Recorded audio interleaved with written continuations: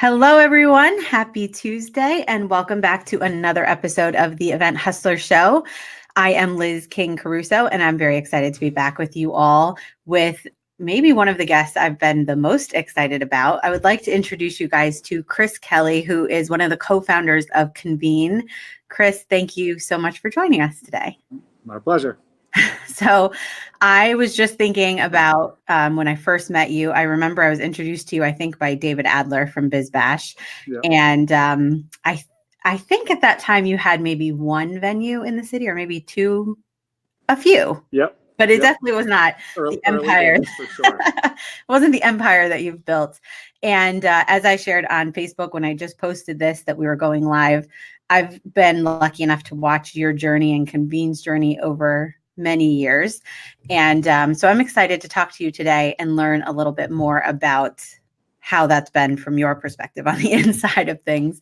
As you know, I'm a huge fan of Convene, but for anyone who may not be familiar, do you want to kind of give people an update on what it is and why it's so amazing?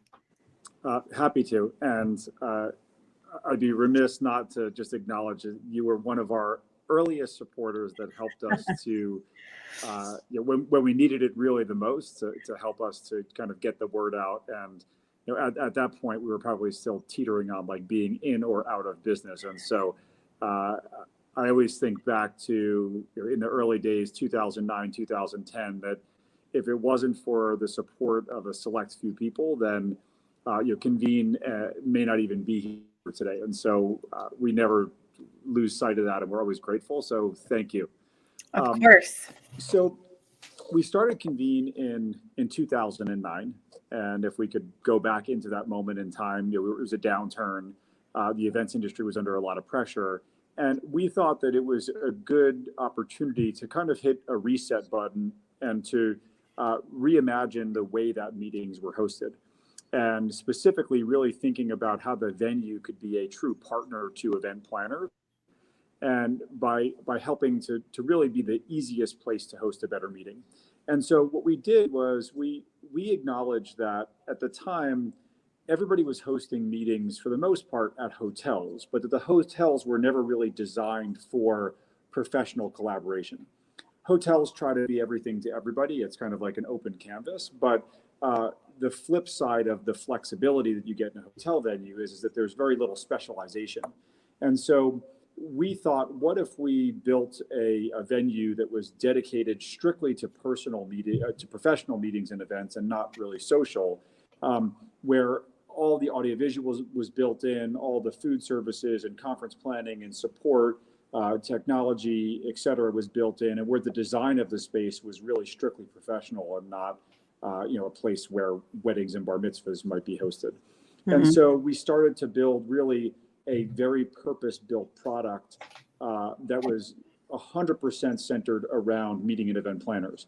And the way that we started the business was by hosting focus groups with meeting planners, hearing about all the pet peeves that they had in dealing with non-professional venues, and essentially reverse engineering all their pet peeves into feature set. And that's what you see today. And Convene is now almost 30 locations in 6 different cities, and just announced London. And congratulations. Thank you. And since then, what we found is that it wasn't only the meeting and event planning world that was looking for a purpose-built professional hospitality product, but it was also people who were looking for workplaces. And so more recently, in addition to our conferencing facilities where we host meetings from anywhere from 5 to 500 people in a full service setting, we also have flexible workspace that are co-located with our conference venues. So now small businesses we tend to focus on anywhere from 10 to 150 people is kind of our range of flexible office product. They can be on location with the Convene meetings product and have the benefit of all the amenities and services and catering. And it feels, when you work inside of a Convene Flex office, it feels more like working in the headquarters of a large company than it does feeling like being in what has traditionally been co-working or office suites. So those are our 2 core products, the conference and workplace. And we've also done a couple of interesting ventures where we think about the permutations of hospitality inside of commercial office buildings. We have lounges and cafes and amenities and and executive clubs and private dining rooms and things. So we've kind of toyed around with some other things, but the two core products are conference and flexible workspace. Awesome. And I do want to get into a little bit more of the current day Convene, but I'm curious about your path that brought you to this place where you started Convene in the first place. Like, what had your career been like before that led you to even notice this was a need and to assemble a team that could take it to where it is now? So when Ryan and I started Convene, I think I was the least qualified person in the world to be running a conference business. I'd never been to a real conference in my life before. But Ryan, so my background is I've been an entrepreneur for pretty much my entire life. In college, Ryan and I were selling used textbooks and ticketed events. And then after college, I had a bar and restaurant in Costa Rica called Coconuts. I backpacked the world for 2 years and ended up opening up a private jet charter business called Evo Jets. We were based in Colorado when I got a phone call from Ryan, who was a good friend. And he said, hey, I have an idea. And Ryan was in finance, where he was providing capital for hotels and also office buildings. And he was the one who really saw the intersection of hotel-like hospitality services having a potential application to improve commercial office buildings. And so he invited me for coffee. I lived in Colorado. He lived in New York. And I happened to have a vacation planned to New York. And so I came to New York on vacation and I never left. And so the rest is history. But part of what made us successful in the early days was actually not having deep industry experience, which caused us to question the way that everything was done. Yeah. And we didn't come in with a preconceived understanding of the way that things should be done. Instead, we were always just curious about what is the best possible way to deliver a meeting or support a meeting, where the client's needs are at the center of all of our decision making. And so that's what we did. And there were some times that our lack of experience led to us wasting tons of time reinventing the wheel. But there were also a lot of times when that same lack of experience led us to question things that other people consider to be hard assumptions. And when we went down the path of figuring it out, we found a better way. And did you come across kind of negative feedback from the industry, pushback that you're changing things too much and no one really wants this? Or I'm sure you must have. Yeah, more than anything, it was from some of our original employees who, those team members we were hiring out of, places like Marriott, and they'd be like, you guys have no idea what you're doing. That's not the way this has been done. I've been in this industry for 25 or 30 years. And, who are you guys to say that, meetings should be sold in packages, or we should, why would we include Wi-Fi and all the audiovisual services? Like, you guys are just throwing money down the drain, whatever. And I remember we had one AV guy who was a hotel veteran, and he said, Chris, you're the only boss I've ever had who said, make less money and charge your customers less. He said, every other boss I've ever had has been like, just charge them for everything. So, we really tried to just take a different approach and play a long game with our approach to the business. And I think it served us well, and we've seen the rest of the world start to respond to, I think, some of the observations that we had. Yeah, absolutely. And I wanted to ask you about your partnership with Ryan, because partnerships are a very tricky thing, especially when you're in business and you're growing something so rapidly. And also the fact that you were friends in the beginning. I've definitely heard don't work with friends, which I don't personally, stick to. But I want to know what it is that makes that partnership work so well. Any tips for people who are looking to either find a partner or they have one and it doesn't work so well and they're trying to figure out, like, what do I do to make this work? Yeah, I mean, having a business partnership is like having a marriage. growing a business is like raising a family, where the relationship between the parents and the kids evolves over time as the business matures. And so Ryan and I have had our journey. I'd say that in the beginning, we were in every meeting together. We were side by side at every moment in time. And in those early days, we were able to form a very, very, very clear vision and a clear understanding of our values that we still share today. And so the alignment that he and I share is about, when we close our eyes and we look into the future, he and I both see the same thing. That's kind of the shared foundation that keeps us, rowing in sync. On the flip side of that is Ryan and I are good at different things. Right. And part of our individual journeys was about creating self-awareness and understanding, what are the things that I am good at? What are the natural gifts that I bring to the table? And then also, what are the things that I'm not good at, where I'm better off trusting and delegating? And I'd say that both Ryan and I have had our journeys of understanding, how to answer those questions. And that's it's an amazing personal growth path to have to do that through the phases. But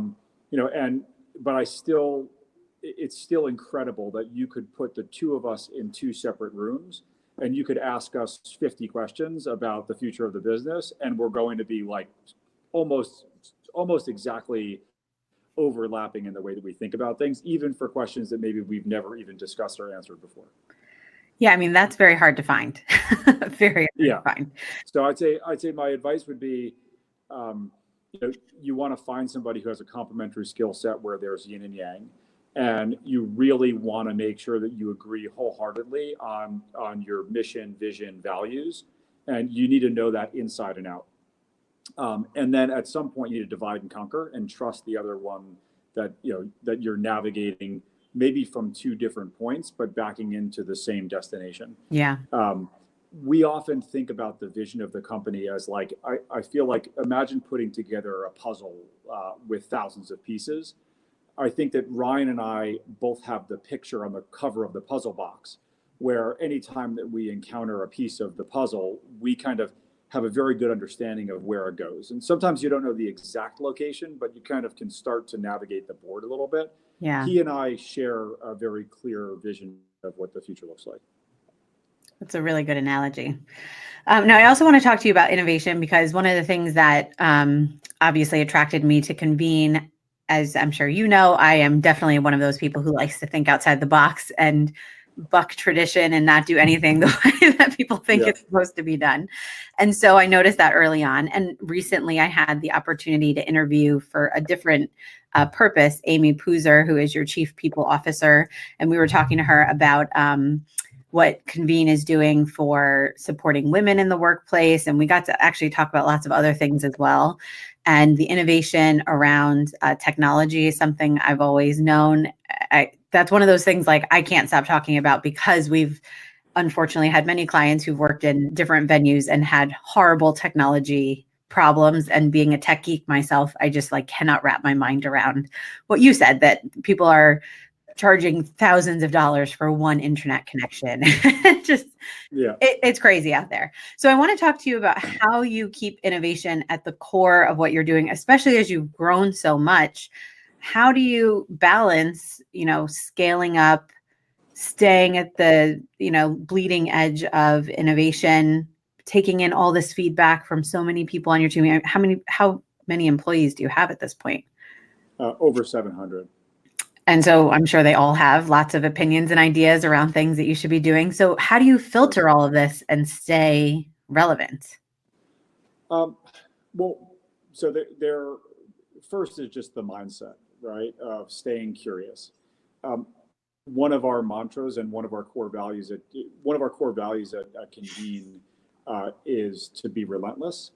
And the way that we define relentless is 1% better every day. And we fundamentally believe that our company will always be growing so long as every single person, every one of those 700 plus employees today and however many thousands in the future, every single person needs to be working to improve the company and themselves 1% better every day.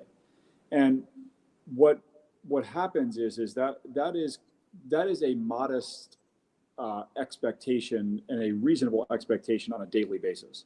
But 1% better every day times 365 days in a year times, now a decade in business, will paint a very clear path for the trajectory that we've been on. Mm-hmm. And so what we try to balance at Convene is, we want to celebrate our great work, right? Our team deserves to be celebrated when a client comes in and says everything was perfect, right? And so we can celebrate at night after we've done a great job, but the next day when we show up, I don't want to talk about how great yesterday was. I want to talk about what's 1% better today.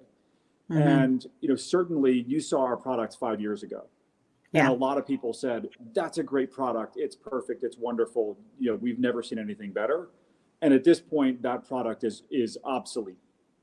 I don't think that we'd be getting kudos for delivering the same product we did 5 years ago.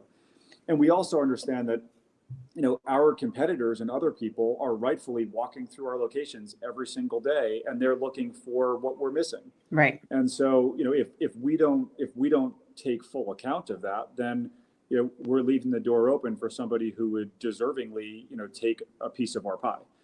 So 1% better every day is a mantra in the company that also helps to decentralize progress and innovation and allow people who are closest to the problems to be the problem solvers. We also have we think of Joyce Bromberg, our chief strategy officer, as kind of our third co-founder. She was very early on in the business, and she introduced the concept of human-centered design as part of our methodology. Joyce is constantly running focus groups with our clients, focus groups with our team members, focus group with our landlord partners, where we are really keeping our curiosity, vibrant and alive, mm-hmm. and trying to figure out how we can be, honing in on customer centricity as customer expectations are changing and evolving. So there's an ecosystem, there's a formal process of innovation that we're constantly investing in. And then there's also just the everyday mindset of 1% better every day. And I have to commend you, because I've had maybe 4 or 5 conversations with Convene people. We did a site visit with NYU students over the summer, like I think in June or something. And then I had this conversation with Amy, and the 1% better every day it's just, everyone talks about it. It's real. What you talk about, whether you're at level A in the company or co-founder. And so however it is that you're sharing those messages within your organization, it clearly works. Yeah. Now, well, I do have, good to hear. Yeah, I do have more questions for you, but I also see we have several people who are watching live. So I just want to remind you, if you're watching live and you want to add a comment or a question, please don't hesitate to do that, because we'd love to include those. I love those cups too, the branded cups. Another thing I wanted to ask you about was scaling. I think scaling is one of those things that everyone talks about. I think not every, but a lot of businesses feel like the way to success is just grow bigger and bigger. And I need more employees. I need, especially in the venue business, I'm sure, more locations.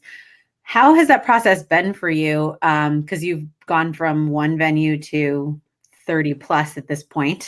And so any lessons learned on whether this is something that everyone should be focusing on, or how it's played a role in your growth? I know, for example, when you open a new venue, every time I visit one, it looks, as you said, completely different than the other. They each have their own personality, and they have new features, which I'm sure is your way of testing the innovation and rolling out new products. But any lessons on scaling? There's a lot. One is that scaling is difficult. It's difficult not only to execute, but it can be difficult emotionally, because change is constant, and that can be unsettling for a lot of people, even your most hardened growth-minded and entrepreneurial people. Two is that scale is not linear. And there's a lot of times where scale is, you have to step back and undo something before you can build the next thing, right? So there's, a lot of people see the house that we're building, but from the outside looking in, it's hard to see the foundation that we've invested a ton of time and effort on underneath it. And it's really about evolving and scaling the business in every single way. So it's like an organism. It's just like, like the human body, when you have a young person and then it grows, like every little part of the business needs to incrementally scale. And we've had the good fortune of having been able to recruit some amazing senior leaders who have helped us to grow the business. We've also had a whole bunch of people internally who have, on a personal basis, embodied the 1% better every day and have been able to organically grow themselves into more senior roles. And I think one of the challenging things is having to decide when do you promote the previous person versus when do you hire a new person. One of the biggest challenges with scaling any business is something that I call talent inversion, which is sometimes the newer, less tenured person has more experience or expertise than the older, the more tenured person. And that can be emotionally difficult and hard to manage. And so, I think it's constantly being transparent as to where we are and where we're going, and trying to get people to kind of put their ego in a box and realize that, all of us are having to change our roles. As the company scales, in the beginning, everybody is a generalist. Like everybody has a very broad job description, and everybody has a lot of responsibility. As the company scales, your piece of the pie gets more and more narrow, and the experts that sit in those seats become more and more focused. The challenge is that emotionally, people don't like to give up responsibilities. And even for myself, Ryan and I used to run every single part of the business. And now I'll walk past and I see a team doing, design or branding activities. And I'm like, oh my God, that looks like so much fun. Like I wish I was in the room, but you have to let go and you have to delegate and you have to trust. One of the biggest things is getting everybody to just kind of trust the system and trust where we're going, and trust, the journey and trust the leaders, and know that, if we can all just put our egos in a box, that, we will all have a larger piece of the pie to, own and celebrate.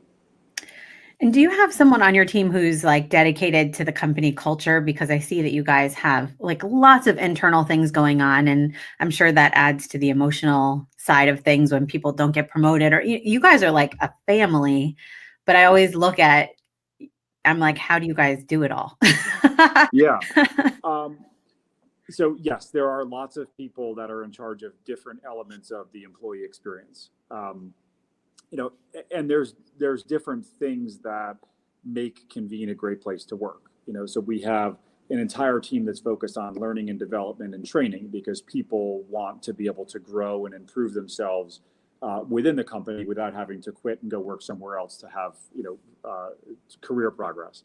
So we have a whole learning and development team. We have people who are focused on just the onboarding, right? What's the first impression of our new hires? We have people who are focused on employee benefits and payroll, because things like insurance and other things like maternity leave and parental leave in general, these are things that where we want to be best in class. So and then of course there's like Ryan and I have both been champions of just the values of our company. Every single leader in our company is somebody who really is living through and speaking through our values every single day. So like you asked, you noted that you heard lots of people talking about 1% better every day. It's because we as leadership, we speak through our values system like it's a megaphone.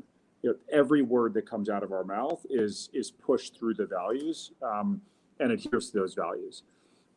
And then from another really important part of the equation is our recruiting and human resources team, who are deciding who are the new people that get to come into the company and start to become part of the fabric of our culture. And we play offense and defense on culture. So we fight like hell to get the right people with the right attitude and the right disposition into the right seats. Nobody bats 1,000. We've made mistakes. We've hired people that don't jive with our culture. Mm-hmm. And it doesn't matter who you are, what your title is, where you work. If you're not somebody who is adhering to company values, if you're not treating our team members with respect, then you're out. And it's not fun to enforce that, but it is a very delicate ecosystem that we have with our culture, and we need every single person in every single seat playing offense and defense on culture. Yeah, I mean, I think this is part of that thing that you were talking about a few minutes ago about investing in the foundation. And I think this is such a good lesson for anyone who's watching, that I think a lot of businesses focus on the house. We're building this. We need to be bigger. It has to be a mansion. It has to have all these bells and whistles. And the thought is we'll figure out the foundation as we go. We'll just figure it out later. And so a lot of businesses, I think, struggle or fail because they don't have a foundation. They haven't focused on their employees. They haven't focused on nailing the mission and vision and speaking everything through their vision, as you're talking about. So that's a huge lesson, I think, for any business owner. Yeah, if you don't do it that way, if you don't solve the most complicated problems first before you scale, then you're going to be scaling problems instead of scaling solutions. And we've seen other people in our category, kind of in flexible workspace. We've seen other people who have scaled much more quickly than we have deemed to be viable, based on our expectations for how we deliver service and how our culture evolves. And we've committed to solving the hardest parts first. And I think right now in this moment, we're in a really great position to now scale the business. We feel very good about the foundation we built. Yeah. And it lasts so much longer. So it might look like slower growth up front, but it ends up being much more successful in the end. Yeah. It's kind of like Apple and Microsoft. Like for a while, Apple was like hanging out in the background. They were that weird company that was, doing everything differently. And then all of a sudden everybody figured it out. Yeah, exactly. Oh, Microsoft is also a great company who's now rebounding beautifully, but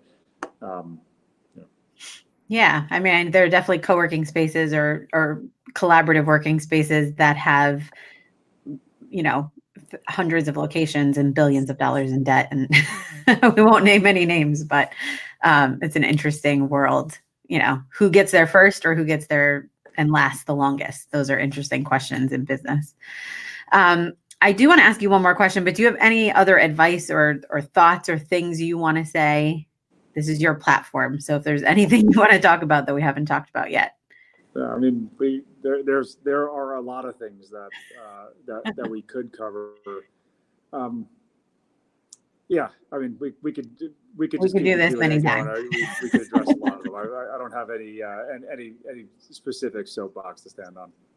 Well, I respect your time because I know you're very busy, but I agree we could probably talk about these kinds of things for quite a while. One last question I want to leave you with. This does, full confession, feed into my Facebook stalking and my Twitter stalking, whoever I'm connected to. I'm not necessarily great at commenting, but I do watch. So one of the things that I've noticed is that while you're building what I consider an empire and you've been very busy, you also have a family, and I respect and see that you are like running, I don't know if it's marathons, but you run like very long. You run more than I do for sure. And you have cute little kids and a wife and you spend time with them. And so I just wonder if you have any last words about this balance. And I'm sure that it doesn't feel like balance all the time, but how is that? Because I think family is very important to you, not only within Convene, but outside of that. How does that all, what are some of the things you're focusing on to make sure that that happens and you don't just get a great business and have no life outside of that? Yeah. Well, I'm fortunate that Ryan and I started Convene before we had kids, because there were many years where our lives were significantly less balanced than what you could see on Instagram today. Yeah. We now have an incredible team of like unbelievably capable people who are here to support us, and so the company can function regardless of our presence, on any given day. So I do think that where we are in the life cycle of our business is allowing us to have more balance. But balance is incredibly important. I believe that somebody once told me that it's part of success in business is about treating your family as if they were your best client. If your best and biggest client who paid all your bills called you up and said, "Hey, I need you at this lunch at 12:30 on Wednesday," you'd figure out how to be there. You'd rearrange your schedule and you would be there. Yeah. And just think about your family as being your number one best client, and prioritize accordingly. I've also made the decision to live in walking distance from our office. It allows me, my daily routine is I usually wake up at about 5:30. I meet my running group either 5:45 or 6 a.m. every morning. We train together. I try to be home at about when the kids wake up. 50% of the times they're just waking up, and the other half I get to get them out of bed. Breakfast, drop off, and I can be in the office by just after 9 o'clock. So my day kind of starts in the office at 9:15, and then I can work all day, and I can. My family lives in the neighborhood, so sometimes I'll pop in and see a ballet recital or something in between meetings, and then usually try to leave the office or around 6:30 or 7 o'clock and be home in time to have dinner with the family. There are days like tomorrow morning I'm on a train and I'll be in Philadelphia and DC and Philadelphia again, and I won't be back until Friday night. So there are days when I miss a couple days at a clip, but I try to make up for it. But I do believe that balance is really important to productivity. And so the way I've structured my day is, I have my alone time, focus time, and wellness time first thing in the morning, when my schedule is most where I could really commit to that, no matter where I am. Right. And then I have my family time, and there's ample work time to get everything done. And it's been a journey. There's been times when my stress level and workload has been definitely too much, and sometimes it's hard in the moment to see through the fog.